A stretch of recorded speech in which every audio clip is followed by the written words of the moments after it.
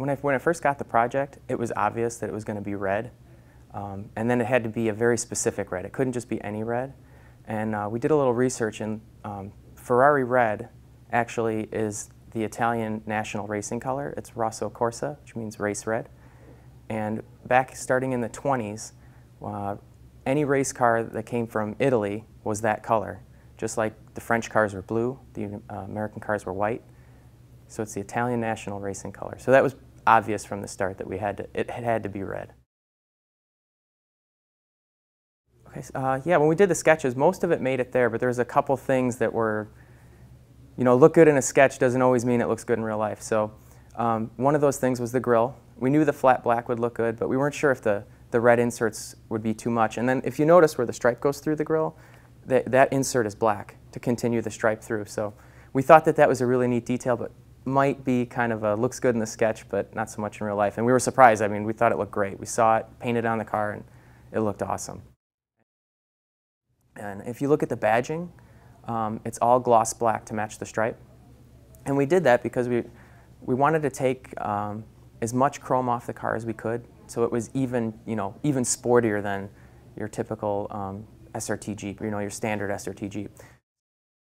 The mirror caps are custom, one-off carbon fiber. They're real carbon fiber mirror caps. All the, like I said, the stripes are hand striped. All the paint details around the grille, around the headlights, all that's hand done. The badging's custom just for those cars.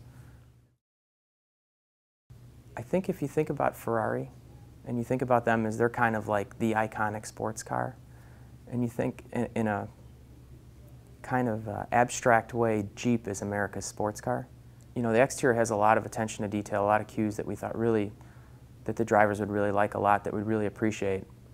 And then when you open the door, as if the SRT8 didn't already have a very beautifully detailed interior, I mean, they went way, way out there with the detail. I mean, every single part of that interior is custom.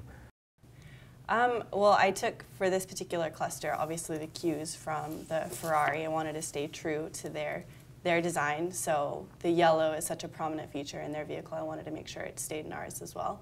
Everything was basically like SRT inspired, but then with the Ferrari flair.